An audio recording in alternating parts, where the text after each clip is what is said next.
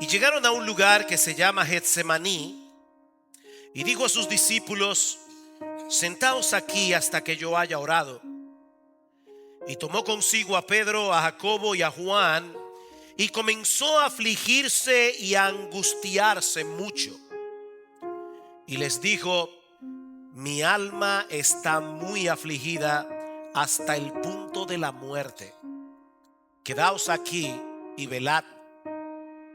Adelantándose un poco, se postró en tierra y oraba que si fuera posible pasara de él aquella hora, y decía: Abba, Padre, para ti todas las cosas son posibles, aparta de mí esta copa, pero que no sea lo que yo quiero, sino lo que tú quieras. Entonces vino y los halló durmiendo, y dijo a Pedro: Simón, ¿duermes? ¿No pudiste velar ni por una hora? Velad y orad para que no entréis en tentación. El espíritu está dispuesto, pero la carne es débil. Se fue otra vez y oró diciendo las mismas palabras, y vino de nuevo y los halló durmiendo, porque sus ojos estaban muy cargados de sueño y no sabían qué responderle.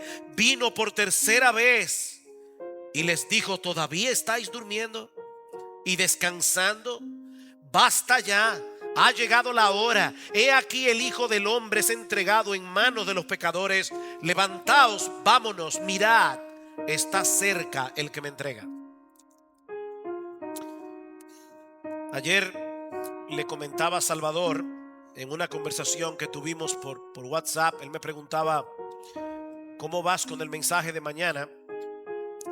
Y mi respuesta fue que yo sentía que era casi un atrevimiento predicar de este pasaje del Evangelio de Marcos. Y me consuela saber que no soy el único predicador que se ha sentido así a lo largo de la historia.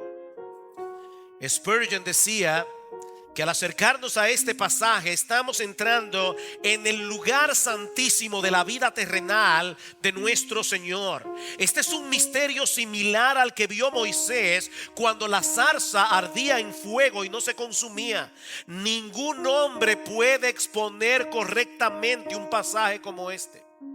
¿Oyeron eso, hermanos? Spurgeon, el gran predicador del siglo XIX. Ningún hombre puede exponer correctamente un pasaje como este. Se trata de un tema más apropiado para ser meditado en oración y con un corazón quebrantado que para ser expresado en lenguaje humano. Y en un tono similar decía Juan Carlos Ryle, otro gran predicador inglés contemporáneo de Spurgeon: la historia de la angustia de nuestro Señor en el huerto de Getsemaní contiene cosas que los teólogos más sabios no pueden explicar completamente. Sin embargo, el Espíritu Santo guió a 3 de los evangelistas a que incluyeran este relato en sus biografías teológicas del Señor Jesucristo. Porque hay varias cosas aquí que tú y yo necesitamos conocer, necesitamos atesorar, aunque no podamos entenderlas del todo. Así que no voy a pedirles que se quiten el calzado de sus pies en esta mañana. Pero mis hermanos, yo quiero que ustedes entiendan desde el principio de este mensaje que nosotros vamos a estar pisando terreno santo en el día de hoy. Nosotros vamos a estar pisando terreno santo. De verdad, créame, yo me siento que es un atrevimiento tratar de explicar esto.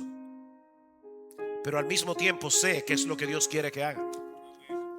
Porque a través de este pasaje Dios descorre el velo para que nosotros podamos tener un vislumbre de lo que estaba sucediendo en el alma humana de Jesús antes de la muerte en la cruz del Calvario, unas horas antes de su muerte. Se ha dicho muchas veces desde este púlpito que nuestro Señor Jesucristo es 100% Dios y al mismo tiempo 100% hombre, sin que ninguna de las dos naturalezas afecte a la otra en ningún sentido. Es decir, su humanidad no disminuyó en nada sus atributos divinos, pero su naturaleza divina tampoco potencializó ninguna de las capacidades humanas de Jesús. Él no era un Superman. Mis hermanos, Jesús era tan divino como el Padre y tan humano como tú y como yo. Qué misterio. Jesús era tan divino como el Padre, tan divino como el Espíritu Santo y tan humano como tú y como yo, excepto por el hecho de que Él era sin pecado. Y en este pasaje vemos al Dios encarnado enfrentándose a la expectativa de un horror inimaginable. Y mis hermanos, Dios quiso que nosotros, comunes mortales, Dios quiso que nosotros escucháramos el clamor de su Hijo. En esas horas previas a la crucifixión, Dios quiso compartir con nosotros ese momento de intimidad. Porque hay algunas verdades sobre Cristo, sobre su obra de redención en este pasaje que tú y yo necesitamos conocer.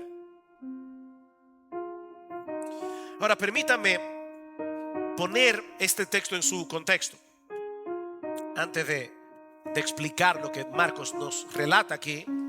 Hace unas semanas atrás vimos que Jesús y los discípulos habían celebrado juntos la cena pascual esa noche en el aposento alto. Allí quedó instituida la ordenanza de la cena del Señor y luego partieron hacia el huerto de Getsemaní. Este era probablemente un huerto privado que alguien había puesto a disposición de Jesús durante su ministerio y que él solía usar para apartarse del bullicio de la ciudad y así tener un tiempo a solas con el Señor, o para instruir de manera privada a sus discípulos. Ahora me pone a pensar, mis hermanos, que nosotros no sabemos quién era el dueño de este huerto. No sabemos, era una persona desconocida.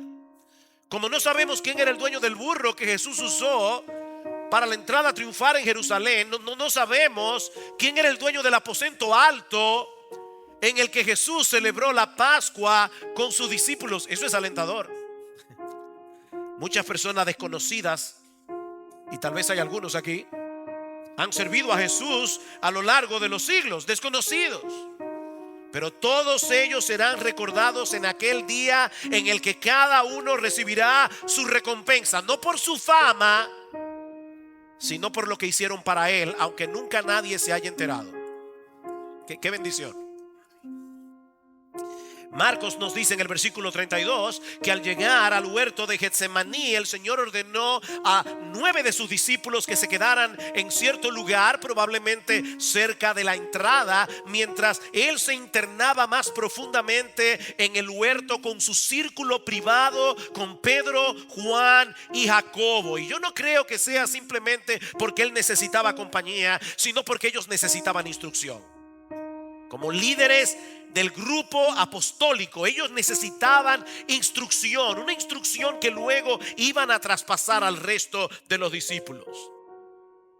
Por otra parte, no deja de llamar la atención el hecho de que el Señor haya escogido precisamente ese lugar para derramar su corazón en oración delante de Dios, porque la palabra Getsemaní significa prensa de aceite. Allí se cultivaban y se trituraban las olivas, y allí también sería triturada el alma humana de nuestro Señor ante la perspectiva de lo que estaba a punto de ocurrir unas horas más tarde.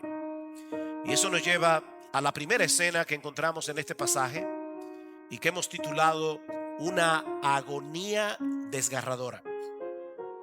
Una agonía desgarradora. Dice en el versículo 33 que el Señor tomó consigo a Pedro, Jacobo y Juan y comenzó a afligirse y angustiarse mucho. Literalmente comenzó a llenarse de horror y de angustia. Mis hermanos, estas palabras transmiten la idea de ese tipo de horror, de terror repentino que nos abruma ante la contemplación de algo terriblemente espantoso, terriblemente doloroso. La cena pascual había concluido, pero ahora Jesús tenía que experimentar en carne propia aquello que la Pascua simbolizaba. Noten una vez más el versículo 34. Cristo le dice abiertamente a Pedro, a Juan y a Jacobo que su alma estaba muy afligida hasta el punto de la muerte. Y la palabra griega que Marcos usa aquí, perilupos, la palabra periferia, peri es algo que nos rodea. Él está hablando aquí de que estaba abrumado, estaba rodeado, aplastado por la tristeza. Era tal la angustia del Señor que su vida física estaba en peligro. Dice, es hasta el punto de la muerte. Mi cuerpo está a punto de colapsar. La tristeza me embarga de tal manera que estoy a punto de morir. Es lo que Jesús está diciendo a sus discípulos. Mis hermanos, Cristo hubiera muerto en el huerto de Getsemaní de no haber sido por la intervención de Dios. Dice en el pasaje paralelo en el Evangelio de Lucas, en Lucas 22:43, que Dios envió un ángel para fortalecerlo, no para consolarlo, no para aliviar su sufrimiento, sino para fortalecer su cuerpo, de modo que Jesús pudiera proseguir su camino hacia una angustia mayor. De hecho, dice en el versículo 44 de Lucas 22, que después que vino el ángel, no antes, después, yo me imagino la humillación de Jesús. Un ángel tuvo que venir a fortalecer al Hijo de Dios. Y dice Lucas que estando en agonía oraba con mucho fervor y su sudor se volvió como gruesas gotas de sangre que caían sobre la tierra. Eso es lo que se conoce médicamente como hematidrosis. Cuando la tensión alcanza un nivel tan alto que los vasos capilares se revientan y se mezcla la sangre con el sudor.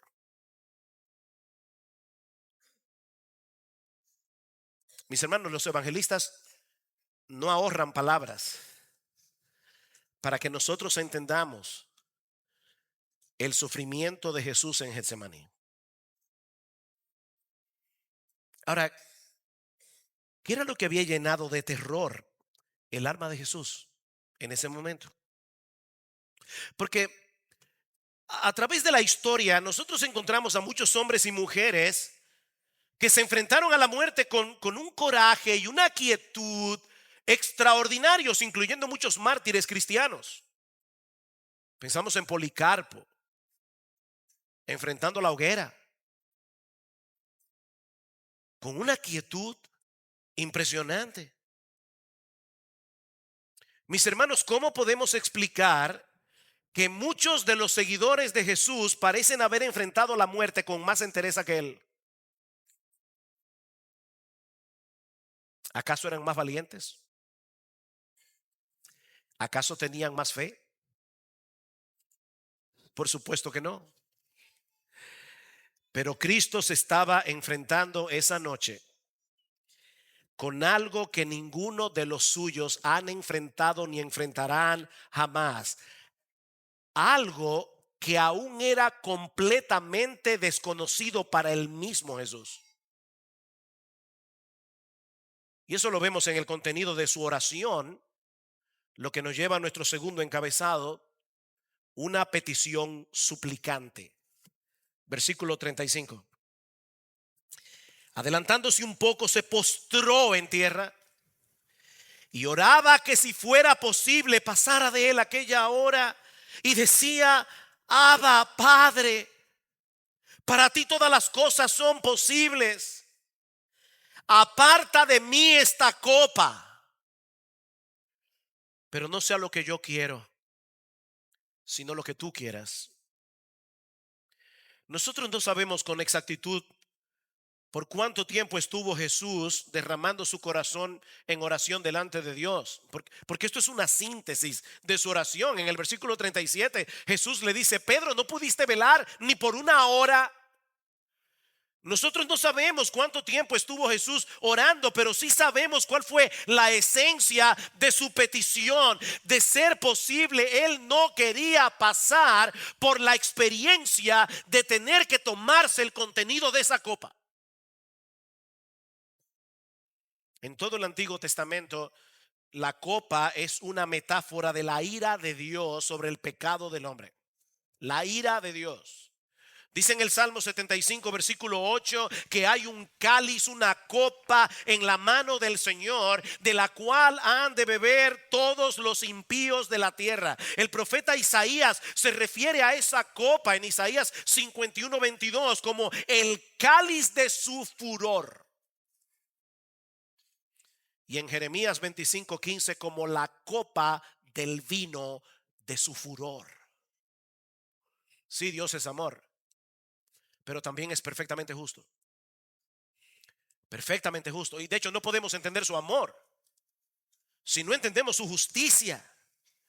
De manera, mis hermanos, que no fue la expectativa del sufrimiento físico en la cruz lo que llenó de horror y de espanto el alma humana de Jesús, sino el hecho de saber que en unas pocas horas él iba a tener que cargar con el peso de toda la ira santa de Dios sobre los suyos, toda la ira que nosotros y todos los elegidos del Cordero hemos acumulado a lo largo de los siglos. El Santo de Israel, el que nunca había experimentado en sí mismo la amargura del pecado. Esto es desconocido para Jesús.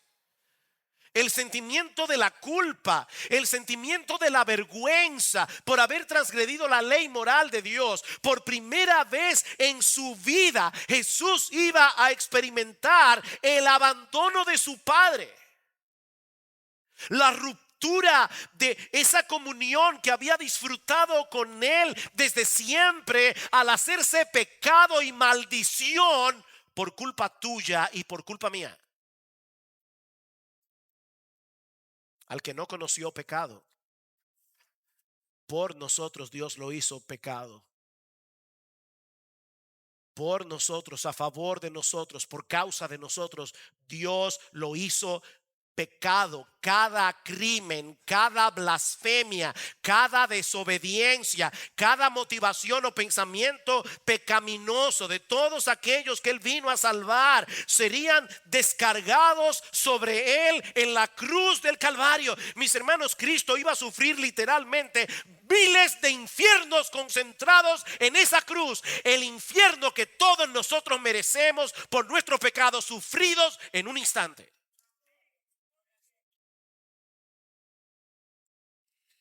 Cuando Cristo llegó a Getsemaní,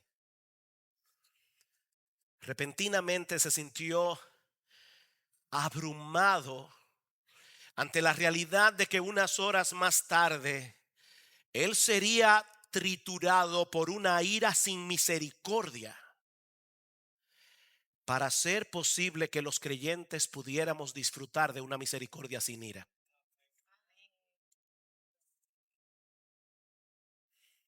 Ahora uno se pregunta, ¿acaso no sabía Jesús que esa hora iba a llegar tarde o temprano?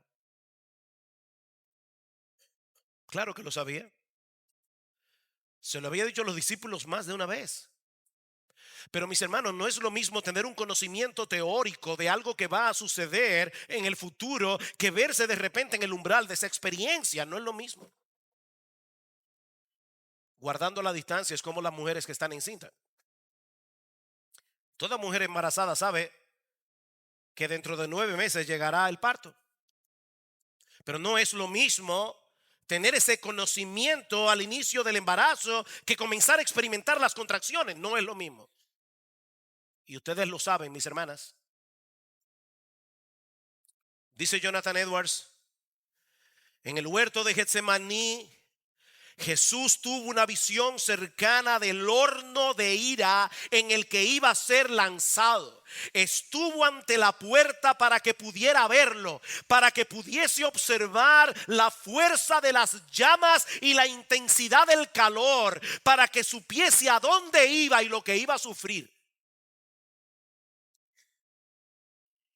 Y no olviden, mis hermanos, lo que decíamos al principio de este mensaje. Jesús era tan divino como el Padre y tan humano como tú y como yo. Por eso implora y suplica. Y dice el autor de Hebreos, dice con gran clamor y lágrimas, con gemidos audibles, Jesús suplica: Padre, pasa de mí esta copa, si es posible.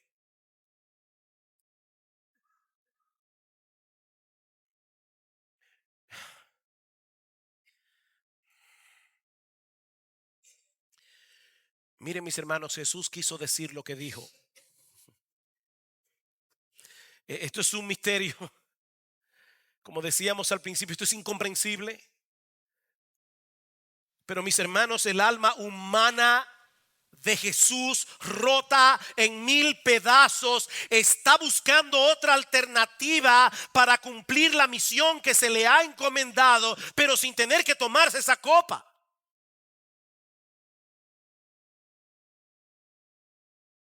Y yo sé que muchos pueden sorprenderse al escuchar a Jesús pidiendo algo así, pero como bien señala John MacArthur, no deberíamos esperar otra cosa de alguien tan puro como él. Escuchen a MacArthur, dice: esta es la única respuesta posible de una persona santa ante la idea de tener que llevar el pecado, la culpa y el juicio. Esta es la respuesta más aceptable, más normal, más esperada. Nosotros no tenemos un odio perfecto por el pecado, pero él sí lo tiene. Todo su ser sentía repulsión ante el pensamiento de la iniquidad. Él es demasiado puro para mirar aquellas cosas que son pecaminosas. Ni siquiera puede contemplarlas, dice en Habacuc capítulo 1 versículo 13. No es de extrañar entonces, dice MacArthur, que en ese momento él llegara casi al punto de la muerte y un ángel tuviera que venir y rescatarlo de alguna manera. Abba, Padre. Ese es un término tan afectuoso. De hecho, ningún judío usaba esa expresión para hablar con Dios. Es casi, casi papito mío. Abba, Padre. Para ti todas las cosas son posibles. Aparta de mí esta copa.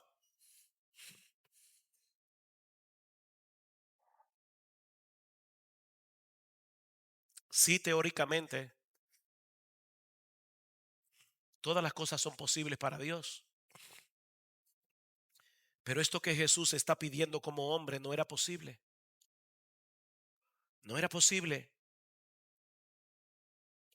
Para que Dios pudiera mostrarnos su misericordia sin pasar por alto su justicia, el Hijo de Dios tenía que sufrir el castigo que todos nosotros merecemos por nuestros pecados. No había otra manera.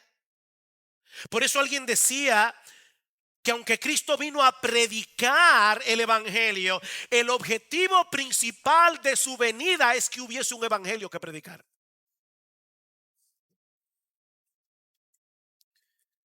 Si Cristo no se hubiera tomado esa copa de ira hasta la última gota, el cielo se habría quedado vacío y el infierno repleto. El diablo hubiera ganado. No hubiera habido salvación para nadie. Porque entonces esa copa de ira te la habrías tenido que tomar tú, o me la habría tenido que tomar yo.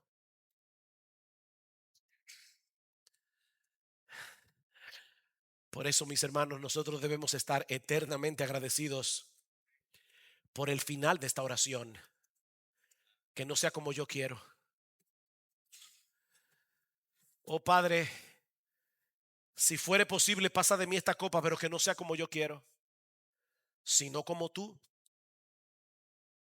En el huerto de Getsemaní, la voluntad humana de Jesús quedó perfectamente alineada con la voluntad de Dios. Ese fue el resultado de su oración. Bajo ninguna circunstancia Cristo abortaría la misión que le fue encomendada. ¿Saben por qué? Por el amor que tenía por su Padre y por todos aquellos que él había venido a salvar. Su deseo inmediato como ser humano tenía que ser supeditado al deseo superior de hacer la voluntad de Dios, por dolorosa que fuera, por amor a ti, mi hermano, y por amor a mí.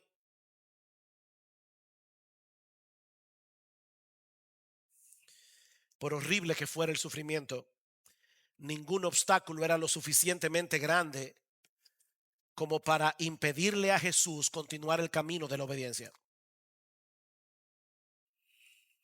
Que no se haga lo que yo quiero, sino lo que quieras tú. Porque tú eres el Dios de mi confianza, a pesar de cómo yo me siento en este momento.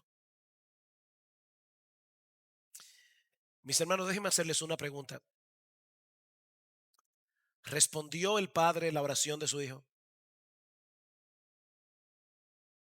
Porque en un pasaje del Evangelio de Juan, Cristo dice: Padre, tú siempre me oyes.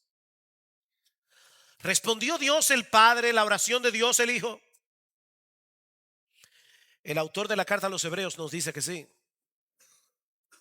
pero no precisamente de la forma como habríamos esperado.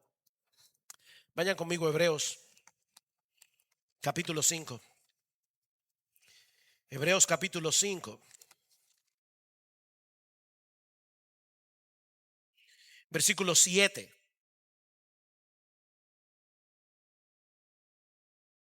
Refiriéndose a lo que sucedió en Getsemaní, dice el autor de la carta a los Hebreos: Cristo, en los días de su carne, habiendo ofrecido oraciones y súplicas con gran clamor y lágrimas al que podía librarle de la muerte, fue oído a causa de su temor reverente. Y aunque era hijo, aprendió obediencia por lo que padeció, y habiendo sido hecho perfecto, vino a ser fuente de eterna salvación para todos los que le obedecen, siendo constituido por Dios sumo sacerdote según el orden de Melquisedec. Wow.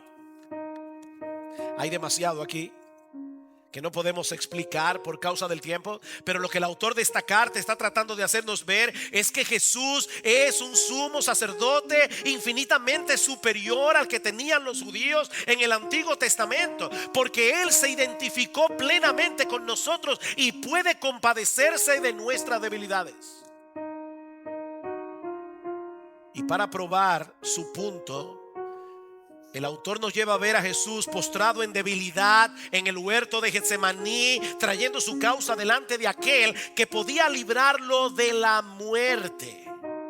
Y hay una pequeña preposición aquí que debe ser traducida más bien desde la muerte. Cristo no fue librado de morir, pero sí fue librado del poder de la muerte en su resurrección. Él tuvo que tomarse la copa de la ira de Dios. Él tuvo que experimentar el infierno en nuestro lugar. Pero gloria al Señor, la muerte no pudo retenerle a causa de su perfecta santidad. Él había orado que no se hiciera su voluntad, sino la del Padre. Y la voluntad del Padre era salvar a sus elegidos por medio de la muerte de su Hijo. Así que, mis hermanos, su oración fue oída porque se hizo la voluntad de Dios, tal como Jesús había pedido. Y por causa de esa sumisión de Jesús a la voluntad del Padre, no solo tenemos a un Salvador, sino también a un sumo sacerdote que se puede compadecer de nosotros, sobre todo en aquellos momentos cuando nos encontramos en mayor debilidad. Tenemos un sumo sacerdote que nos entiende. Cuando vemos en el camino de la obediencia algo por lo que no queremos pasar, y Jesús está a nuestro lado diciéndote: hijo mío, yo pasé por ahí, yo sé lo que es eso, yo te entiendo. Yo te entiendo y estoy intercediendo por ti, pidiéndole al Padre que te dé la fuerza, que te dé la gracia, que te dé los recursos que tú necesitas para atravesar por ese camino. Dice el autor de la carta a los Hebreos que a través del sufrimiento Jesús aprendió la obediencia. ¿Oyeron eso? Aprendió obediencia por lo que padeció. No en el sentido obviamente de que Jesús pasó de la desobediencia a la obediencia, no, sino en el sentido de haber llevado la obediencia a un nivel que hasta ese momento era desconocido para él, al punto de haberse hecho obediente hasta la muerte, y muerte de cruz, como dice en Filipenses capítulo 2. Eso fue lo que Jesús aprendió, porque nunca había experimentado eso. Obediencia hasta la muerte, y muerte de cruz. Y habiendo sido hecho perfecto, dice el autor de la carta a los Hebreos, no que él era imperfecto, pero habiendo sido hecho perfectamente adecuado para ejercer el oficio de Salvador y sumo sacerdote, de no haber muerto en la cruz, Cristo no hubiera sido hecho el perfecto Salvador, él no hubiera sido hecho el perfecto sumo sacerdote, pero habiendo pasado por la cruz, vino a ser fuente de eterna salvación para todos los que le obedecen. Oh, gloria al Señor. Oh, gloria al Señor. ¿Qué es Salvador? Y mis hermanos, hay una gran lección aquí para todos nosotros. La voluntad de Dios es perfecta, la nuestra no lo es. La voluntad de Dios es perfecta, la nuestra no lo es. De manera que al venir delante de Dios en oración, no lo hacemos para torcer su voluntad, sino para alinear nuestra voluntad con la suya. Nuestro Señor Jesucristo derramó su corazón en la presencia de Dios, y su oración fue contestada al darle la fortaleza necesaria para continuar en el camino de la obediencia, por más doloroso que fuera, y al haberle levantado de los muertos al tercer día para no ver muerte nunca más. Él fue oído. Pero recuerda, mi hermano, cuando le ores a Dios, ve con esa actitud: Señor, yo no quiero eso. Cuando veo lo que me espera, me da pavor, pero tú eres más sabio que yo. Que se haga tu voluntad, no la mía. Pero este relato no termina ahí. En medio de su agonía, en medio de su tribulación interna, nuestro bendito Señor estaba preocupado por sus discípulos. Impresionante. Él estaba preocupado por Pedro, por Juan, por Jacobo. Y eso nos lleva a nuestro tercer encabezado: una exhortación afectuosa y amante. Versículo 37, Marcos 14 otra vez.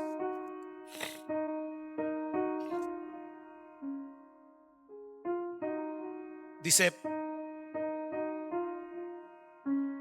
entonces vino y los halló durmiendo, y dijo a Pedro: Simón, ¿duermes? ¿No pudiste velar ni por una hora? Velad y orad para que no entréis en tentación. El espíritu está dispuesto, pero la carne es débil. Mis hermanos, no debemos perder de vista lo que está sucediendo aquí. En su hora de mayor angustia y turbación, Jesús está preocupado por la condición espiritual de sus discípulos, a tal punto que detiene su tiempo de oración y comunión con el Padre para ir a advertirles que no bajaran la guardia. Y lo hizo 3 veces. Eso es impresionante. Jesús está orando, y de repente él estaba llorando, él estaba angustiado, él estaba horrorizado, pero en ningún momento se olvidó de sus discípulos. Y 3 veces detiene su oración. Versículo 40. Y vino de nuevo y los halló durmiendo, porque sus ojos estaban muy cargados de sueños y no sabían qué responderle. Vuelve a orar. Versículo 41. Vino por tercera vez Y les dijo: ¿todavía estáis durmiendo y descansando? Recuerden, hermanos, que ya Cristo les había dicho en los versículos 27 al 31 que todos ellos serían probados severamente esa noche. Recuerdan que todos ellos iban a tambalear en su fe. Aún les había dicho que el diablo los había pedido para zarandearlos como a trigo, como dice en el Evangelio de Lucas. Pero en vez de permanecer en vela llorando, ellos estaban dormidos. Y ya me imagino a algunos aquí pensando: bueno, pero era tarde en la noche, ellos estaban agotados. Después de todo había sido un día muy ajetreado con la preparación de la cena pascual y toda la carga emocional que había significado para los discípulos saber que en medio de ellos había un traidor. ¿No deberíamos ser un poco más comprensivos con los discípulos, dadas las circunstancias? Mira, mi hermano, si eso te pasó por la cabeza, déjame decirte algo: nunca ha habido y nunca habrá nadie más comprensivo que Jesús. Nunca. Y él entendía que ese no era el momento para echarse a dormir. Ese no era el momento. Mis hermanos, esto no es un asunto de cansancio, es un asunto de perspectiva. Una madre con un hijo muy enfermo hace lo imposible por permanecer despierta toda la noche para cuidar de su hijo. ¿O no es así? Y lo mismo hace el soldado que se encuentra en medio del campo de batalla rodeado de enemigos. Él sabe que el menor descuido puede significar un balazo en la cabeza. Y esa noche, de manera particular, los discípulos tenían todas las razones del mundo para permanecer en vela y oración. ¿Saben por qué no lo hicieron? El texto paralelo en el Evangelio de Lucas nos da la respuesta. Dice en Lucas 22:45 que cuando Jesús se levantó de orar, fue a los discípulos y los halló durmiendo a causa de la tristeza. Oh, no era un asunto de cansancio solamente. El problema de los discípulos es que las cosas no estaban saliendo como ellos esperaban. En vez de avanzar hacia un trono, era evidente que Jesús se encaminaba hacia la cruz. Ya ellos sabían que en medio de ellos había un traidor. Y para colmo de males, el Señor acaba de anunciarle que todos ellos lo iban a traicionar. Ese no era el final de la historia que ellos tenían en mente cuando comenzaron a seguir a Jesús. ¿Dónde está el reino? ¿Dónde está el trono? Los discípulos estaban apesadumbrados. Los discípulos estaban entristecidos. Jesús también lo estaba. La diferencia es que en ese momento ellos pensaron que era una buena idea quedarse dormidos y olvidarse de todo. ¿Saben que cuando nosotros estamos dormidos, dejamos de pensar en nuestros problemas? La preocupación desaparece como por arte de magia. Pero ¿saben qué? Los problemas siguen ahí. La preocupación desaparece, pero los problemas siguen ahí. Lo que ellos necesitaban esa noche no era tratar de escapar quedándose dormidos. Lo que ellos necesitaban era recordar que estaban en medio de un gran peligro que Jesús ya les había anunciado y mantenerse en vela y orando. Eso era lo que ellos necesitaban en ese momento. Porque esos son los medios de gracia que Dios nos ha provisto para pelear nuestras batallas. Mis hermanos, nosotros estamos en una guerra, y esta es una guerra que no se pelea de pie, se pelea de rodillas. Y de paso, hermanos, yo sé que hay muchas razones por las que una persona, miembro de iglesia bíblica del Señor Jesucristo, no puede venir el miércoles a orar. Entiendo que hay razones, pero examina tu corazón. Porque es importante estar aquí. Y es importante orar al Señor. Necesitamos depender constantemente del Espíritu de Dios. Escucha de nuevo las palabras del versículo 38. Velad y orad para que no entréis en tentación. El Espíritu está dispuesto, pero la carne es débil. ¿Qué es lo que está diciendo Jesús? Que la buena disposición está ahí para seguir a Jesús, para hacer su voluntad. El Espíritu está dispuesto, pero no podemos hacerlo en nuestras propias fuerzas. No podemos, porque nuestra carne es débil. Tenemos que depender de Dios para poder pelear nuestras batallas, mis hermanos, porque nuestra carne es débil y esa dependencia se manifiesta en nuestras vidas a través de la oración. Piensen en esto, mis hermanos. Pedro, Juan y Jacobo vieron a Jesús esa noche caer a tierra, como dice Marcos en el versículo 35.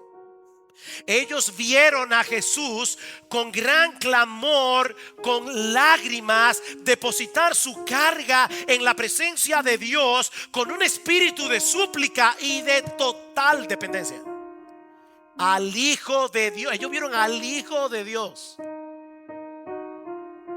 postrado en oración.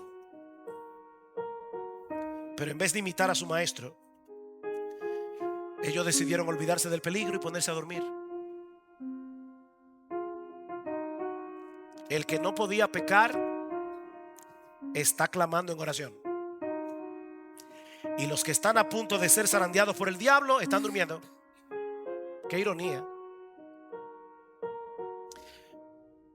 Y mi hermano, antes de condenar a los discípulos, examínate tú. ¿Saben que Cristo intercedió por ellos esa noche? ¿Recuerdan? En Lucas dice que Cristo oró por Pedro. Dice más particularmente: Pedro, yo he rogado por ti para que tu fe no falte. Cristo oró por ellos.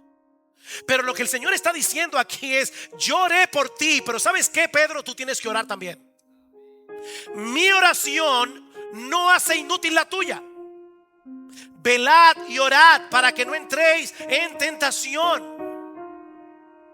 Y es lo mismo con nosotros. Dice en Hebreos capítulo 7 versículo 25 que nuestro Señor puede salvar perpetuamente a los que por Él se acercan a Dios, viviendo siempre para interceder por ellos. Cristo está intercediendo constantemente a nuestro favor en la presencia del Padre. Yo no entiendo eso, pero es una realidad. Cristo está orando, intercediendo. Él es el sumo sacerdote. Él está intercediendo para que ninguno de los suyos se quede postrado permanentemente en el campo de batalla. Todos llegarán a su presencia, porque Él está orando. Pero de ninguna manera debemos dejar de velar y orar si queremos permanecer firmes en esta batalla de la fe. Velad y orad para que no entréis en tentación, porque el espíritu está dispuesto, pero la carne es débil. En otras palabras, tú y yo sabemos intelectualmente que la voluntad de Dios es infinitamente mejor que la nuestra. Lo sabemos, ¿verdad que sí? ¿O hay alguien aquí que de verdad piensa que es más sabio que Dios? Yo sé que no. Yo sé que no. Nosotros teóricamente sabemos: no, Señor, tu voluntad es mejor que la mía. Si estuviéramos en un examen de teología y hay una pregunta de selección múltiple, ¿quién es el más sabio? ¿Tú? ¿La sociedad? ¿Dios? Todos sacamos 100. No, Dios es el más sabio. Pero hermanos, qué difícil es para todos nosotros, incluyéndome a mí, transitar por el camino de la obediencia cuando el otro sendero parece más fácil y más placentero. ¿O no es así? Qué difícil es. Vela y ora, mi hermano, para que no entres en tentación. Pídele a Dios cada día, pídeselo, que te libre de salirte con la tuya. Pídele eso a Dios. Pídele que te libre de hacer tu propia voluntad en vez de hacer la suya, por más dolorosa que la suya parezca.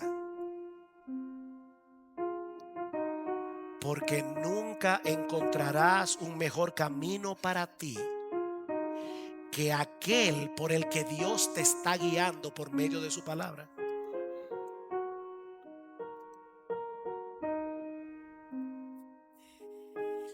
Y si tú estás aquí sin Cristo en esta mañana,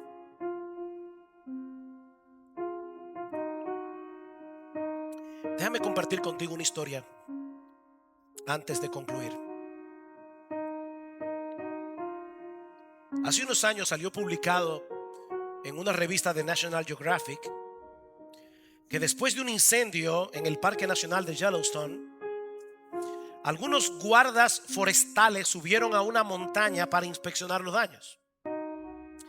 Y uno de los guardas encontró un pájaro que estaba carbonizado y petrificado, cubierto por las cenizas, acurrucado a los pies de un árbol. Y dice que desolado ante aquella imagen espeluznante, el guarda golpeó el pájaro con un palo y 3 pajaritos diminutos salieron corriendo de debajo de las alas de su madre muerta.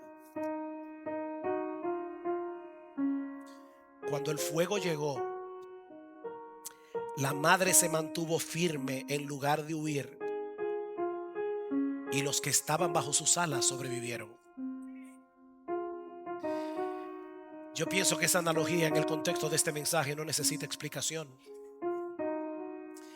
Ante la perspectiva horrorosa de tener que ser fulminado por la ira de Dios por causa de nuestros pecados, el Señor Jesucristo se mantuvo firme en el camino de la obediencia, proveyendo al pecador el único refugio seguro para el día del juicio.